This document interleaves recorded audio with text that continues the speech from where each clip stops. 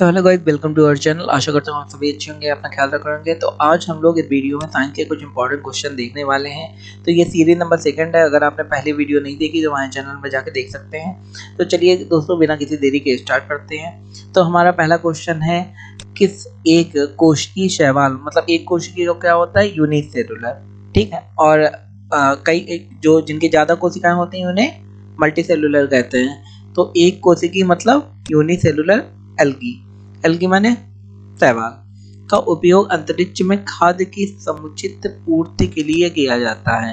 तो ऐसा कौन सा शैवाल है जिसका अंतरिक्ष में खाद्य की समुचित पूर्ति के लिए किया जाता है? तो वो है क्लोरेला, ठीक है।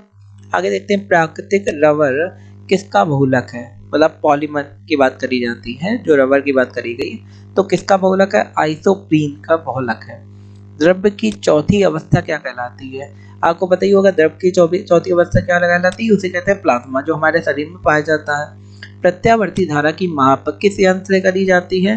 तो उसे तप्त तार अमीटर, मतलब हॉट वायर एमीटर से करा जाता है। धारा की माप आपको पता ही है, अमीटर से करी जाती है। और प्रत्यावर्ती धारा का नाम तप्त तार अमीटर से।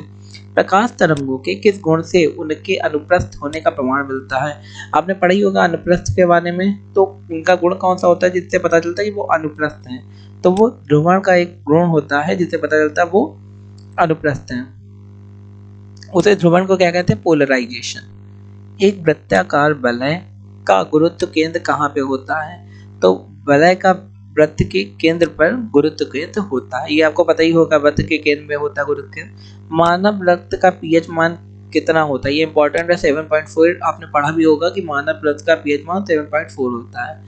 तो दोस्तों, एक रिक्वेस्ट आपसे करना चाहता हूँ, हमारे चैनल को आप सब्सक्राइब जरूर कर लीजिए, because your subscription is our motivation.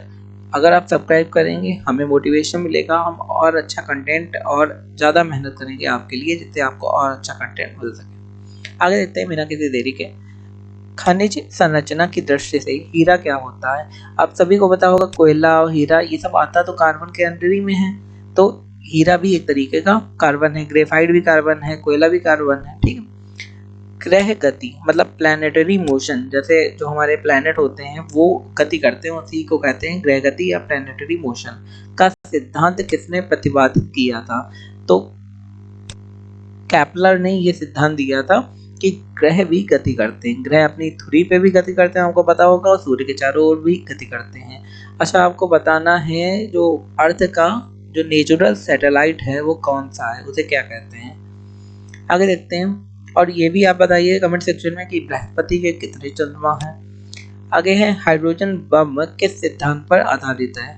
तो वो नाभिकीय संलयन पर आधारित है, मतलब न्यूक्लियर फ्यूजन। न्यूक्लियर फ्यूजन आप बहुत बड़े पैमाने में करते हैं तो वो हाइड्रोजन बम कहलाता है। और बाकी इसी चीज का उपयोग करा जाता है हम लोग एटॉमिक बम में करते हैं, लेकिन अगर उसे बहुत बड़े पैमाने में करा जाए तो उसे हाइड्रोजन बम कहते हैं, जो एटॉमिक बम से ज्यादा पावरफुल होता है। प्रोटॉन की खोज किसने करी थी? ये क्वेश्चन आया भी था। तो ये खोज रदरफोर्ड ने करी थी। इंपॉर्टेंट क्वेश्चन है, आपको पढ़ के जाना, प्रोटॉन, न्यूट्रॉन और इलेक्ट्रॉन की खोज किसने करी थी? जेम्स चैडविक, रदरफोर्ड, ये सारा पढ़ के जाइए। कौन सा पदार्थ पृथ्वी पर तीनों अवस्थाओं में पाया जाता है? तो भाई पानी है, वो तीनों अवस्थाओं में पाया जाता है। आपको ठंडा में बर्फ भी बन जाएगा और लिक्विड में रहता ही है और हवा में भी उड़ सकता है। हीरे के संबंध में कैरेट क्या होता है?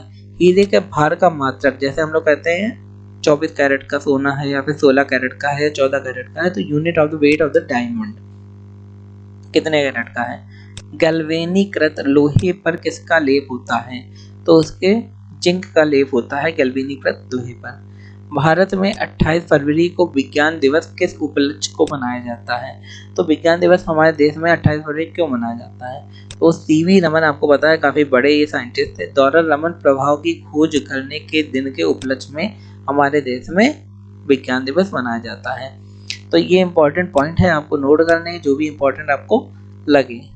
आगे देखते हैं, क्वेश्चन दिया है 7 नवंबर 1888 भारत के किस महान वैज्ञानिक का जन्मदिन हुआ था? तो ये भी इंपॉर्टेंट क्वेश्चन है भाई, सीवी रमन का 7 नवंबर 1888 में जन्मदिन हुआ था। आयोडीन युक्त नमक का प्रयोग किस बीमारी की रोकथाम के लिए किया जाता है?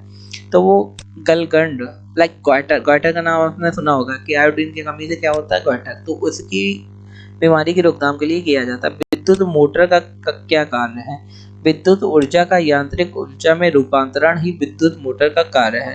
भाई क्या करती है विद्युत मोटर की विद्युत ऊर्जा, भाई मोटर जो है वो लाइट से ही चलती है, तो इलेक्ट्रिसिटी आती है, मोटर चलती है, उससे वो क्या करती है कि यांत्रिक ऊर्जा में रूपांतरित करती है जो इलेक्ट्रिसिटी है। सिंपल सी बात है, जिससे पानी चढ़ता है। हरे पौधे में प्रकाश संश्लेषण की इकाई क्या कहलाती है? तो क्वांटा सूम हरे पौधे में प्रकाश संश्लेषण की इकाई कहलाती है। पृथ्वी का औसत घनत्व क्या है? ये भी एक इम्पॉर्टेंट क्वेश्चन है। औसत घनत्व क्या है? 5.5 ग्राम पर घन सेंटीमीटर। सूर्य सदैव पूर्व में निकलता है क्योंकि पृथ्वी पश्चिम से पूर्व की ओर घूमती है, तभी सूर्य हमेशा पूर्व पे निकलता है।